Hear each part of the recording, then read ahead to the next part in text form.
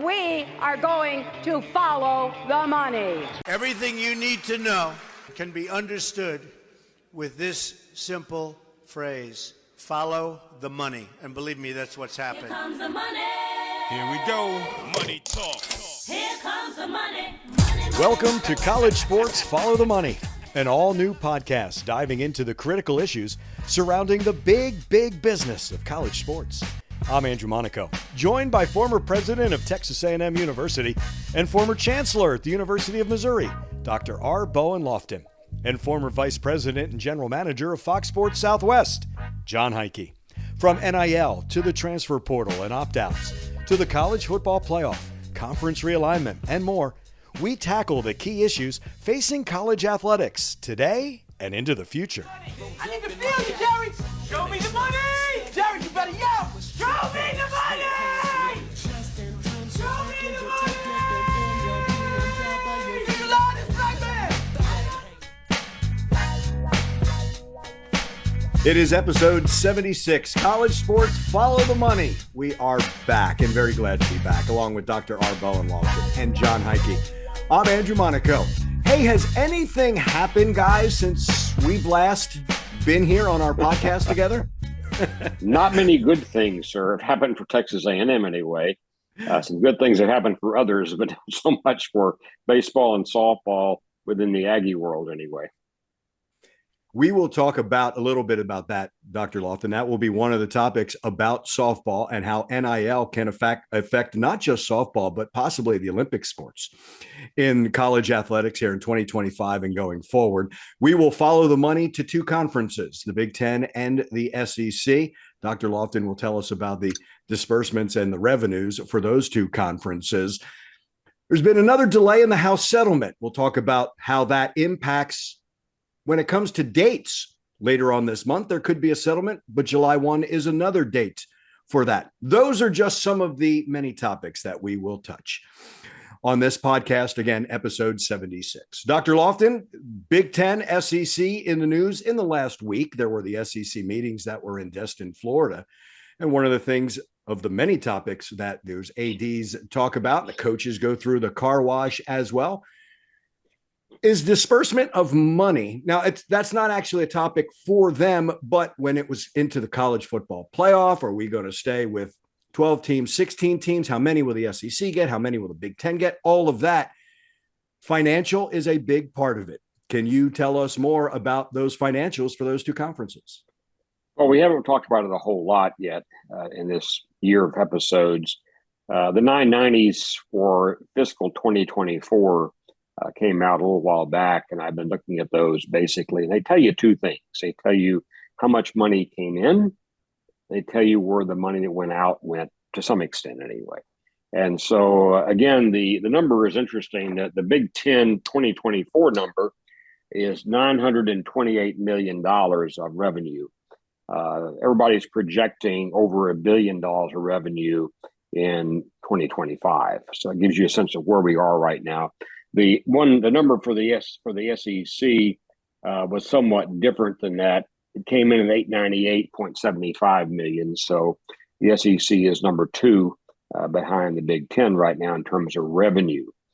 It's interesting to look at dispersals. The Big Ten's complicated because they have differentials. You understand that the original Big Ten members still get sort of the big share of everything. There are some others that are sort of in the process of transitioning, and then there are a couple that are actually early, a long time before they get fully in. So right now, in this current fiscal 24 990, it was revealed that the payments to the Big Ten 12 schools, the 12 schools that were there at the outset, 63.26 to 63.43 million. So roughly $63 million each to them. To Rutgers and Maryland, who are the lesser qualified members right now, 61.52 million each, a little bit less, not even $1 million less than the others. But then Washington, Oregon, that came in late from the PAC, are only getting half share. until 2030. So they have to wait a while before they get their full share here. And I found that interesting to tell, the PAC has its own history here, of course, with its issues right now and trying to become a conference again, shall we say. But it's interesting to see that in the SEC rather, the 898.75 million, 52.35 to 53.13 million to each school.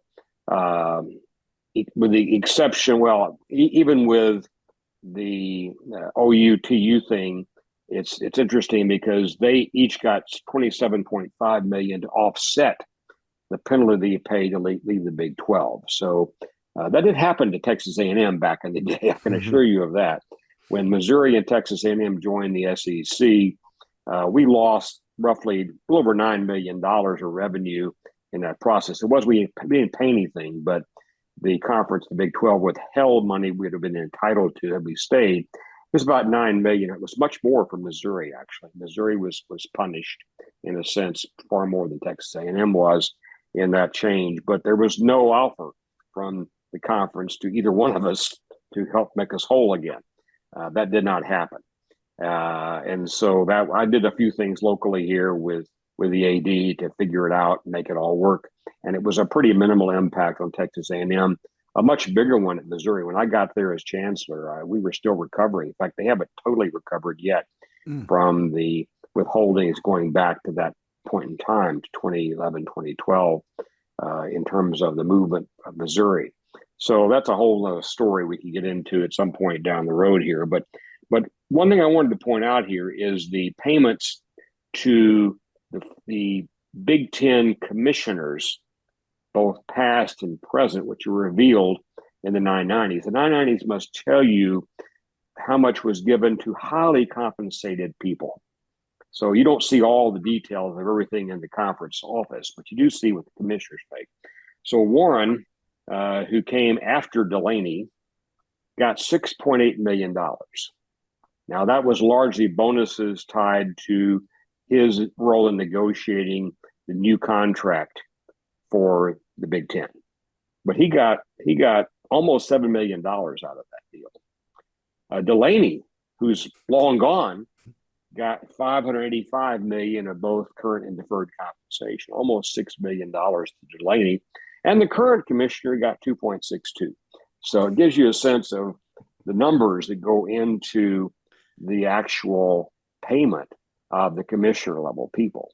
The commissioner's contracts typically have a base salary of $1 million or $2 million, and then they have a lot of bonus numbers tied into their success in doing certain things, especially negotiating TV contracts. And Jon can speak to that more directly.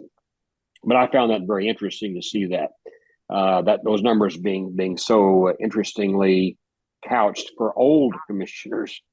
I can recall, arguing over Schleib's payment when he left and retired. I was part of the SEC team at the time there. We gave him some money as a going away present, basically.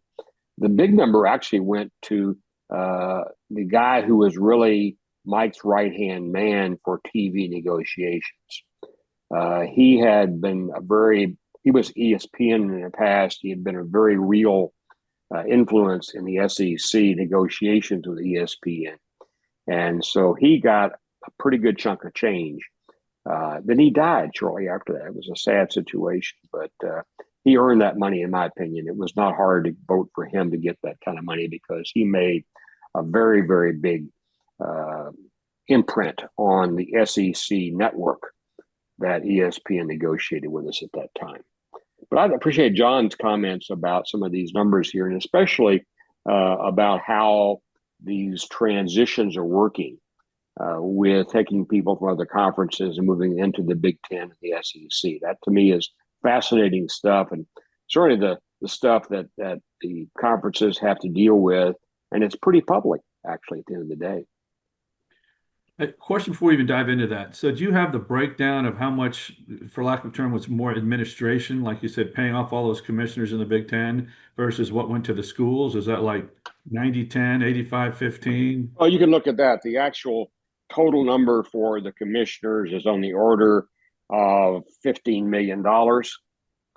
and the payment to the school was around 63 million. So it's not inconsequential in that regard. Now, the way the SEC worked when I was there is we had 14 members. Okay, so the revenue was divided up by 15.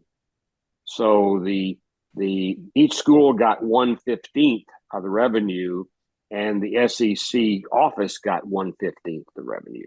That's the way. I can't tell you how it works today, but that's how it worked when I was part of either A&M's or Missouri's administration and sat on the board of the SEC. So again, that's how it was done then. And you have to report to the IRS how you pay the highest paid people. That's why these numbers are there in the 990s filed by the Big Ten and the SEC. But again, the issue here is about 15 million went in fiscal 2024 to 3 commissioners together, and the rest went to the schools basically, minus what costs there were for the operation of the office itself. And there's other pieces in here.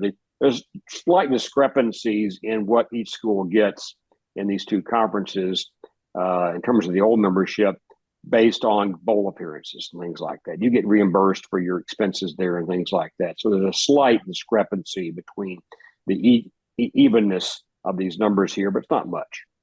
It's under $1 million typically between schools, maybe far less than that. And it only comes into play when you're talking about bowl appearances. So in that sense of the word, I think both conferences reward their schools roughly the same kind of way. What they're talking about in the Big Ten right now is having probably, again, $1 billion to divide among themselves. So 75 million is being knocked around right now as the likely number for the next year's distribution to each school. And so that's not chump change by anybody's means. And a good question for you guys to ponder is simply how the SEC is going to try to make itself catch up to the Big Ten. We got a ways to wait before a new contract is in play. And the CFP is another wild card in this particular area too, which is hotly debated right now, as you all know. We can talk about that at your leisure. Well, I do know when the Big Ten announced their extension with all their television partners, they were the first $1 billion contract done at the collegiate level. And I think again, same with the ESPN. But as you go forward out in years, that number is going to continue to grow. So it's going to be 75 versus maybe it's 60 in the SEC, and it's going to be 80 versus 65, and probably they're going to get to 100 million in revenue for the schools in the Big 12 and the Big 10, probably in the next 5 years, I'm guessing. Depending how this, or there'll be some schools that will make 100 million based on the revenue share, or be able to get more in being compensated for being in the CFP or getting those playoff units going directly to that individual school versus being divvied up among all the members. So, but that was where the SEC was trying to get that 9th game across the finish line. So that was going to bring some more money. I've talked to a couple of people, haven't really got an answer, but as they talk about this new Big Ten SEC challenge, could that be something they take out to the market and sell to another potential entity? I think it all falls into the number of appearances that they were committed to in the original agreement. So that kind of muddies the waters a little bit. But there's some potential unique scenarios there that could create some things across multiple sports that could particularly entice a streamer who wants to get, other than Amazon, who's already part of it, to get a greater presence in the collegiate landscape too. So I think the guys behind the scenes are trying to figure out what that looks like, and are there things that we can carve out and taking a page out of the NBA, brethren, and even the NFL. They're selling one-off games to YouTube and Netflix and those types of things. So I think they're trying to figure out, is there an opportunity at the collegiate level to do those things too? Probably are at the end of the day, but we kind of have to wait and see. So I think those things are happening, but I do think that then it's going to put the Big Ten, unless anything changes, significantly for the next 3 to 5 years, they're going to continue to distance themselves from the rest of the field. SEC will be close behind, but certainly a clear second. But at the ACC and Big 12 schools are going to fall further and further behind, and that was one of the reasons you saw Florida State and Clemson looking to leave and say they saw the handwriting on the wall. They can make up a $15 to $20 million difference, but when it starts to get to 50, it becomes a lot harder for them. So those were some of the reasons that led to all of those conversations. So I think, again, currently right now, the Big Ten's in a good spot. I think Sankey's in a good negotiating position because, again, pushing that game to getting that ninth game, conference game is, certainly more valuable and will generate more revenue. And then if they can create that Big Ten SEC challenge and whatever that looks like across all sports, that should be something that has a potentially significant impact versus those games not being schools playing against the Sisters of the Poor. It's going to be games that are going to draw, 4 million plus viewers for every one of those games when they play. It could get as high as 8 or 9 when it's all said and done. Probably 10 if you get like a Texas, Ohio State, or Georgia, Michigan. Those things could really, ratchet up the ratings ladder there. So again, I think those things are all going on. Again, taking a page out of what, again, we used to model the NFL all the time. I mean, if you look what they're doing, how many teams do they have in the playoffs? 16. Probably a pretty good number with what they're doing. So, they are certainly the first in class at what they do. And again, I think that the more that these colleges look to sort of that model, certainly from a revenue generation standpoint, not saying a governance standpoint, but revenue generating standpoint, what they do has certainly worked, and it's a good playbook to follow because all the players in that field right now would welcome these types of games between the SEC and the Big Ten. John, any impact on the college contracts? MLB and ESPN are parting ways. And even though there's not a lot of football in the summer, right, for that, does this lead to maybe some of these streamers, NBC's looking into it, Apple's looking into it? Could it be the residual effect of MLB and ESPN parting ways? And can these new players then jump into some of these college contracts? It's a good question, Andrew. I think my first immediate reaction is probably, I don't think it's going to impact the college landscape all that much in terms of who's going to be having money to spend around. It's basically a 3-year agreement. It's a bridge to get the new TV agreement back when the MLB's all their rights are aligned at once, just like what the NBA went through and completed that. They basically got almost 3 times more national television revenue was all said and done. And I think the MLB is trying to follow that playbook. And again, being one of the first ones up, I believe their deal is even up before the NFL can make an opt-out. So that does put them in a pretty good position to try to capitalize on the market at that point if they can bring all their rights to the table. I know the owners are meeting in New York this week, so about what they're looking at. And from an NFL perspective, an MLB perspective, I think the 2 most likely candidates, they're trying to get 3, but the 2 most likely candidates would be NBC. They're looking to kind of resurrect their NBC game of the week. They're now creating that Saturday, Sunday powerhouse with NFL, NFL, Big Ten. And now if they could have programming that would take them actually in the NBA, and if they could have baseball now, that would give Peacock and from basically year-round sports programming, which is a pretty powerful tool to keep retention and grow subscribers in that streaming space. So I think you'll see them get a deal. Amazon is on a similar platform right now since they have those same 2 deals too. If they could get more baseball, a national game of the week, that would give them basically year-round major professional, content and their deals. They obviously got the NBA, baseball, NFL, would put them sort of in that. Think about ESPN back in the early 80s. That would kind of put them at the top of the table, if you will, for those rights on a sports center or sports marketplace. Mm-hmm. And I don't know who the third party is. They've talked about probably another streamer, maybe looking to do something unique. Roku's been in there. Does YouTube jump in there and try to do some things now? And so that those groups that are a little bit further behind in terms of their sports strategy. But I think one of the things that if you follow the streaming, world right now, one of the things that they've all sort of come up with is how do we keep our subscribers from churning out on a monthly basis? And again, I think they've seen the value of what a live sport event does is bringing new subscribers into their ecosystem. And if they can keep sports going year round, all of a sudden that's going to, probably hopefully give them a better chance from reducing that churn that certainly impacts the streaming world. So I think again immediately, but I think what it does is it shows them the value of sports. And so when college rights open up, I think again it would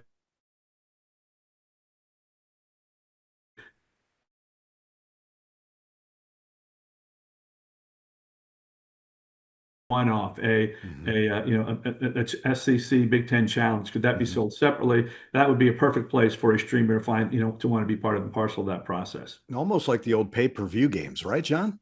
In a way, right? When we're on the street, guys, we're on the street has been very interesting about this ESPN. That's why I suggest we talk about it a little bit today. ESPN did not like the number that they've been paying. Their ad revenue is way down on MLB. And so their income streams are not producing what they thought they would necessarily. Hence, they opted out. I think that MLB is having a hard time convincing the Amazons and the others of the world here that they can get enough money back from them to make up that difference. So it'll be interesting. I mention that because I think it's going to become more relevant to the negotiations when you get to the details of the revenue stream coming back to the TV producer, the ESPN or the Amazon. How much can they make on this? And that's going to be the driver to some extent on how big these contracts might be. And for those sports like baseball, which is turning from more of a broadcast sport to one where people come to the game itself. I mean, their attendance is way up this last year at MLB stadiums, but viewership is down, and therefore ad revenue is down. So there's a shifting going on here that hasn't got probably to college sports in the same way. But I do think there's still this argument about how do we get butts in the seat for college sports? How do you fill a football stadium of 100,000 plus people compared to what you can get on TV by whatever means somewhere else? So I think there's a lot of discussions going on right now behind the scenes that I'm hearing little pieces of that may drive some of the revenue decisions made by both the people who have the rights, the schools in the case of college sports, versus those who actually buy the rights. And I'm looking forward to having Jon look at this as time goes on and give us some running commentary on how he sees these things developing. A little bit. You're 90% right there, Dr. Loftin. I think what I've seen of the reports from this year is for 24 versus 25, national viewership for Major League Baseball is up. And certainly part of that is the Ohtani, phenomena, what's going on with the Dodgers. They won the World Series last year. That was big for them. Aaron Judge with the Yankees. It's those big market teams having success.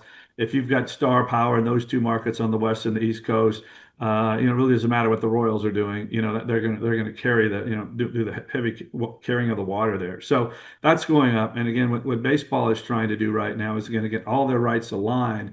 The ESPN deal is worth about $500,000 a year. Sunday night game, the All-Star game, a couple of other windows there.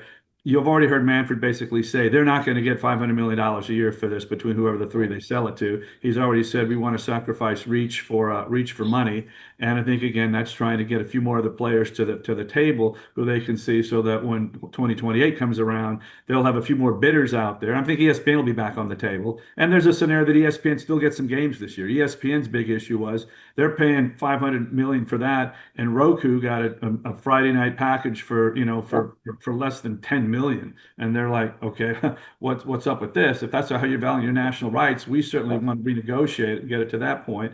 So I think baseball was trying some new things to be creative, looking at, hey, if they could get Roku involved in this, is that another significant player that can come into the ecosystem? So I don't argue their strategy, but I do think again it did make a very easy decision for ESPN to want to opt out, and I do think the Major League Baseball's very fairly confident that Amazon and Peacock or NBC will come in for these next 3 years. Certainly, maybe not to the tune of $500 million, but I think if they got half that, they would probably be pretty happy in terms of fulfilling that revenue bucket.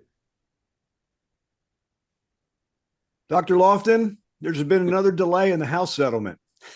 Yeah, now the calendar comes into play, right? So it does. We think we know we could have an answer by June 27th, but July 1 is also a key date coming forward, is it not? Well, it's interesting that Judge Wilkin had set June 6th.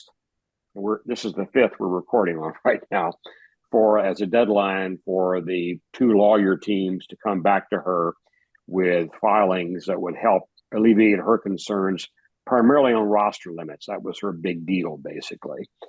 She's now pushed that to the 27th of June.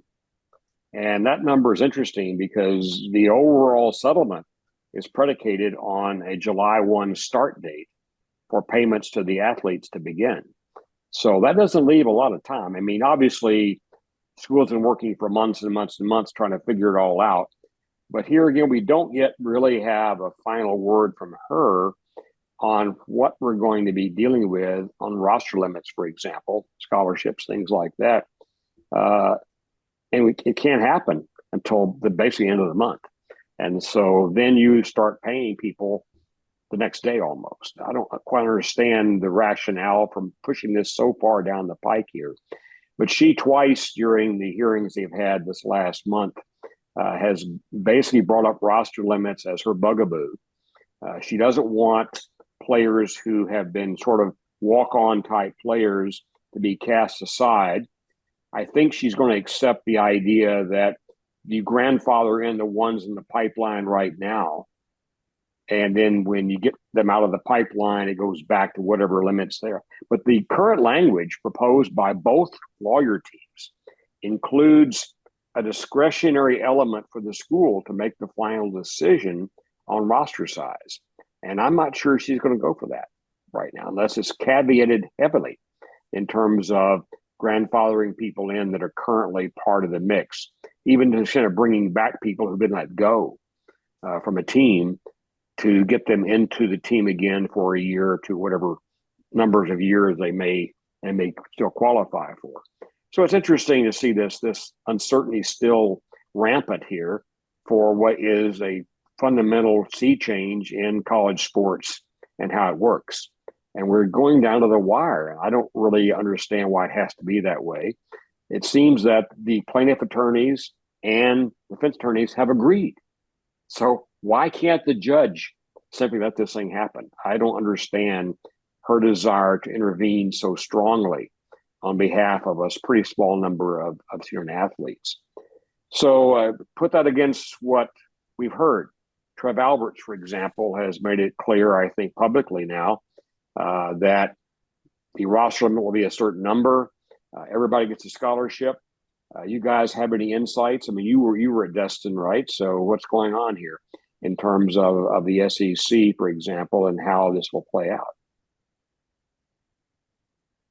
105 for football, right? Yeah. That's 105 spots. That's not 105 not 85, plus walk-ons. 105. That's 105. Yeah. So for Texas A&M, it's 104 plus the 12th man. You can't go to 106. You can't have gray shirts. You can't have all that other stuff. Baseball, my understanding, is 34, but not all colleges are going to have that. And that's what recruits are going to have to weigh. Some are going to have 24. Some are going to have 25. Some are going to do 34. But that's going to be the cap. Walk-ons, preferred walk-ons, scholarships, all of that. You make the interesting point. If both sides are agreeing on this and she's not, and she was a stickler for what the NCAA kept coming back. She delayed an awful lot because she didn't like what the NCAA coming back. This becomes really interesting. Dr. Loftin, there's some schools saying we're going at July 1, no matter what. Now, I don't know what the penalty will be for that if they do that. But to me, it's almost like you brought up, this is how Texas Tech is going to distribute all the money to each of their programs, things like that. A&M, I know, is on the verge. What they have said is this is how many spots, this is how many, all of that moving forward. I think they're just ready for the checkered flag to drop. And can we go? Yeah. But boy, from June 27th to July 1 is really, really not much time, guys. And again, most schools, I believe, have made their determination of how the money will be divvied up. I mean, the Texas Tech model is pretty common, actually. 75% going to football, 15 to men's basketball, then 5 or so going to women's basketball plus baseball, and the rest being shared, a percent or two left being shared by the other sports here. That's all very interesting stuff. It doesn't seem to be a huge variation, except when you find schools that have made special determinations. I mean, Stanford is to be an example of how they're going to make it work. They have so many sports. I mean, they win the Learfield for one reason. They have all the sports out there, 30 plus sports to play. Most schools are in the low 20s typically. And so it's interesting to see how this is playing out. The NCAA is silent as far as their role as a sort of umbrella organization here. The noise is coming largely from the ADs that are sitting at the schools that are at the table in the Power Four. That's where I hear the most from anyway right now. And there's not a huge discrepancy, I don't think, in the Power Four between what individual sports will get as a percentage of this $20.5 million settlement in year one. And year 2 and 3 and 4 will be governed by that, obviously, as well. So the other variable here, as you said, Andrew, is the roster size, scholarship numbers. This one school we know of for sure has said we're going to pay everybody a scholarship. So that's in addition to the $20.5 million, in addition to NIL. And NIL is a whole other wild card here. And I'd like to have a conversation about that, because I think that NIL could become the way in which schools tweak their money by sport, as opposed to how that might play out in this 20.5 million. So I think 20.5 million is there as a number for the Power Four. It'll be divvied up roughly the same by most schools. But then NIL becomes a caveat. And I think NIL is moving towards more and more control by the schools. Certainly the local school we deal with every day has Texas Aggies United as the umbrella collective here, and the others are kind of becoming less and less critical as far as how that works. So I am interested in watching what's going to happen here. It's going to be interesting to see how quickly the schools can respond to whatever settlement judgment she makes.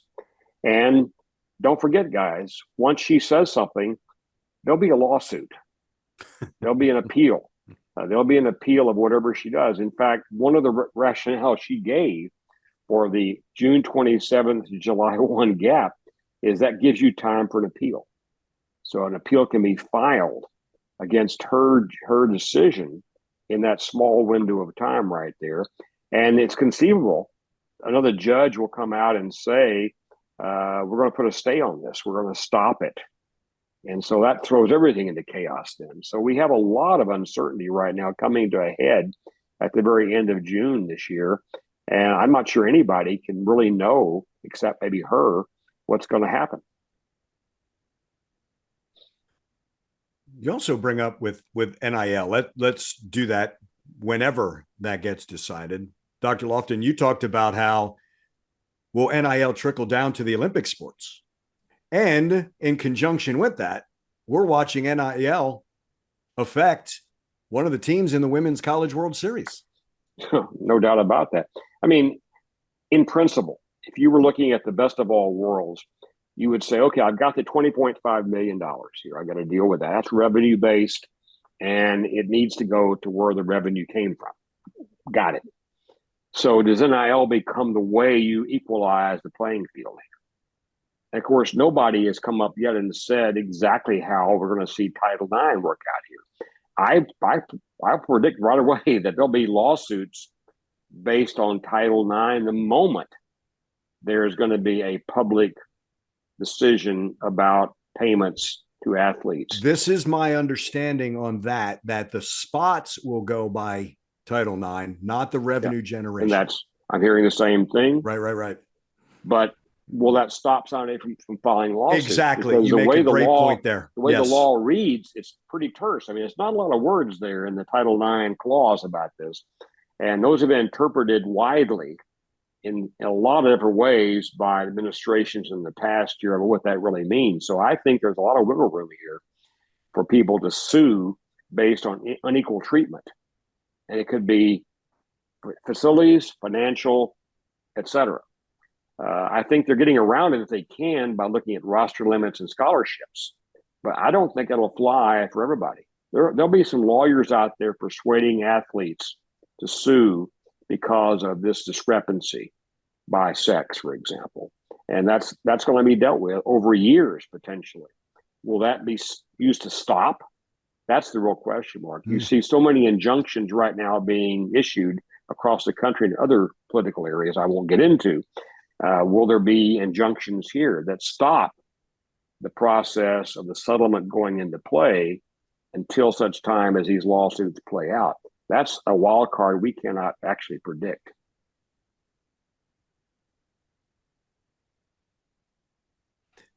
How does NIL Go affect this? The clearinghouse for Deloitte, when they will decide market value, does that affect 1.2 to a softball pitcher? I think Deloitte's group they're small. The one we've been defined as seeing out there is small.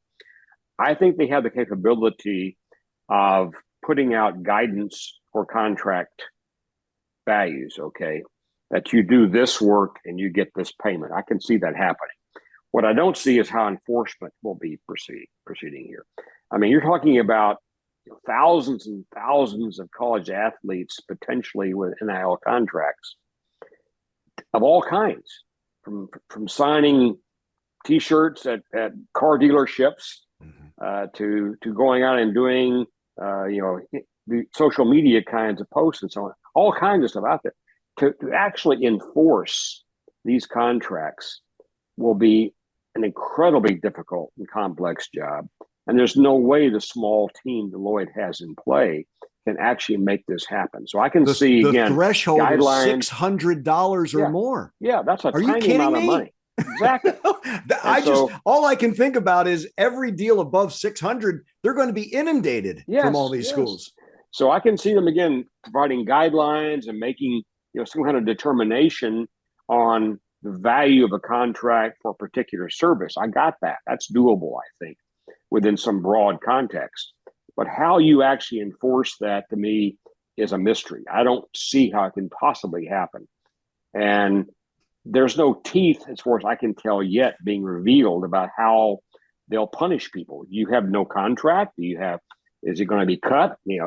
What's going to happen here? There's no definition of that right now. So this is a very flawed model that's being put out there right now from one half, which is, half of it's contractually, is that fair? The other half is, how do you enforce what the contract actually says? And I don't see how that can be done. I really don't. It's a topic for our companion podcast, Unintended Consequences. Amen. I could make an argument that the NIL, call it NIL, that they paid the Texas Tech picture is worth it and then some, because of all the publicity they've gotten. Just if they took the spots that how many times the Texas Tech logo has been shown during the course of these softball playoffs, you put that on a national number, games doing north of 1 million viewers, you could probably say that the number of articles written, the number of different things about this particular project, it's probably, well over that number in terms of social media value or what they would call earned media coverage. So that's something out there that I think you could make a big, argument. Says, look, guys, she's undervalued from her NIL from what she did for Texas Tech this year. My hat is off, gentlemen, to Texas Tech's decision makers, because this is brilliant. I mean, the Love guy has been out there for years funding Oklahoma softball, and they've become the dominant, four championships in a row. In a row. Okay, they've been there, and all of a sudden they're not there anymore. And Texas, which arguably probably has significant NIL money in softball, and Texas Tech, which has a specific player identified in this area, are now the competitors, competing for the national championship in softball. So that, to me, is interesting. I mean, this lady is quite something. I mean, she has a 0.89 ERA. That is the best in all of softball in the country, okay? And by the way, she can also hit the ball. She actually has a pretty decent batting average right now. Rare for pitchers to get involved in that, but it's interesting to see that come out as well. So she's worth every penny. She had 2 great years at Stanford before she came to Texas Tech, and somebody made the decision. We're going to buy this particular player, and by doing that buying, we're going to buy probably a national championship. And that, to me, is an interesting trajectory to follow right here. It's clear. There's not much you can say about it being any kind of squishiness. It's clear how much money she got and what results are coming about because of that. My hat's off again to Texas Tech for making a clearly good decision about how to make this work. How this plays out nationally is another story entirely, though, guys. John, I love what you say, though, about the value, right? Mm-hmm. That 1.2 investment. It's why we always hear the cliche, if you want to say it, that sports is the front porch for a university. Yeah.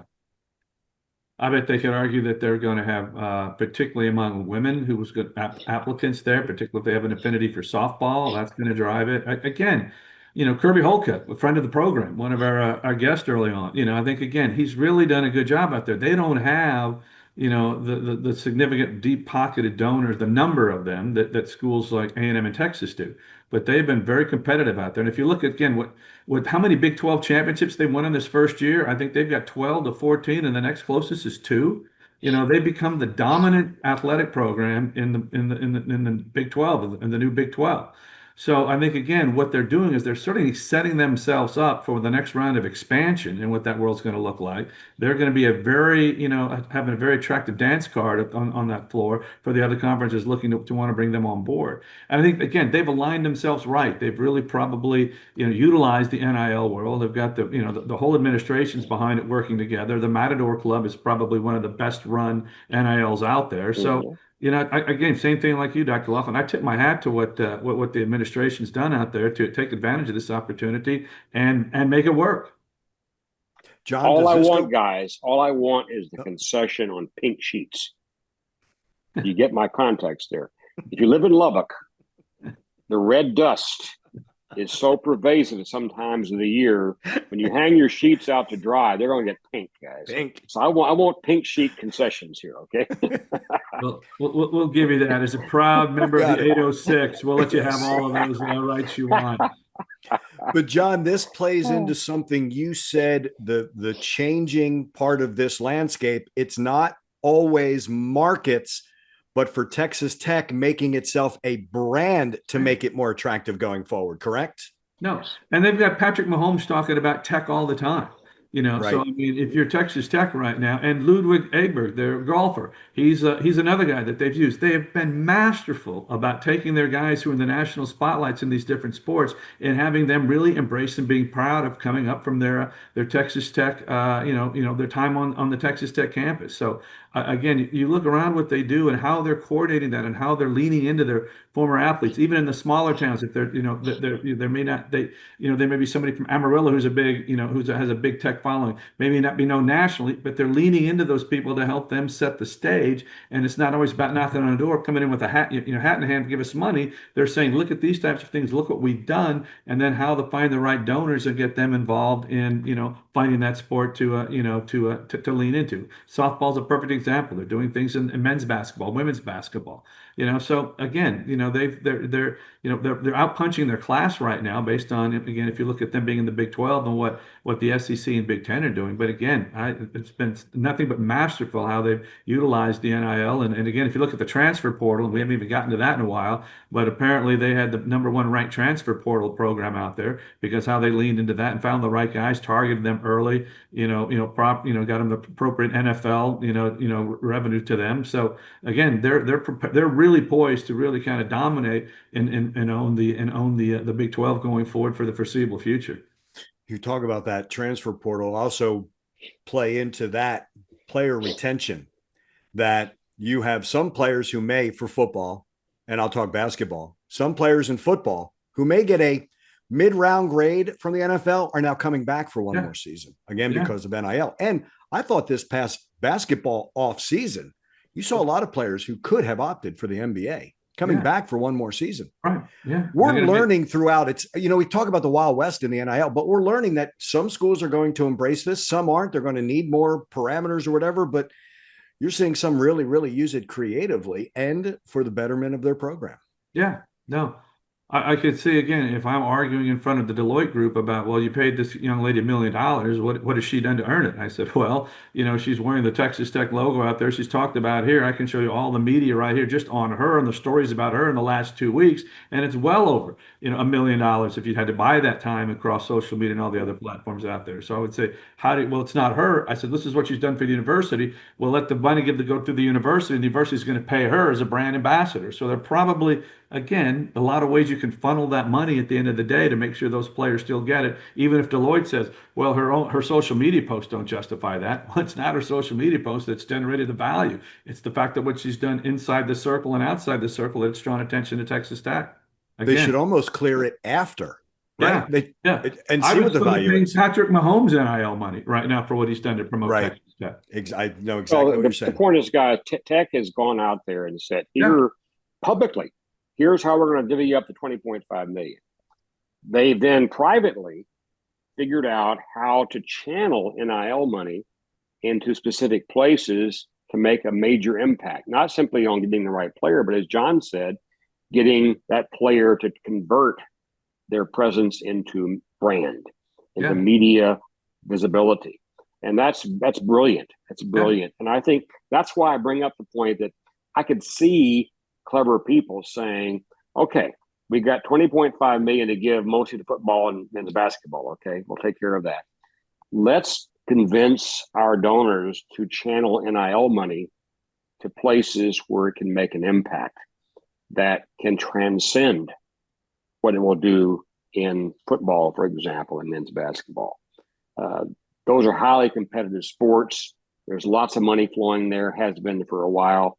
But if we could convince the right donors, as OU did Love for a while back, to do this, as Nebraska's done for their donor to provide funds for volleyball, rather, that is a clever way to do business here and to differentiate yourself widely. As John said, you could actually dominate sport-wise an entire conference if you're clever about it, as Texas Tech has been. Yeah, cleverness has definitely paid off for them. So we eagerly anticipate June 27th, and I'm expecting nothing to come down. I've just lowered my expectations. This will be the broken record segment. That's exactly right. Dr. Loftin, Jon Heidtke, this was a blast. Yeah, a lot of fun, folks. I mean, it is sort of the off time of college sports right now. Track and field is still in play, but that's about it right now. And we're all kind of looking forward to the fall. August gets here pretty soon. We'll have soccer, we'll have volleyball, and that thing called football to mess around with. And I can't wait for that to happen. Meanwhile, guys, I'm going to get out of the state for a while and find some cooler air. Ooh, you're the smart one. That's right. You're the smart one. Are you going to take us with you? That's all I'm asking. I have kids in Colorado and Alaska. Guess where I'm going to go? How many guesses do we get? Always a joy being with you two. Thank you so much. Excellent episode. Appreciate you both. Guys. Thank you. For Dr. Loftin, for Jon Heidtke, I'm Andrew Monaco. We thank you so much for joining us. Our producer is Nick Savage as well. We'll see you next time. So long, everybody.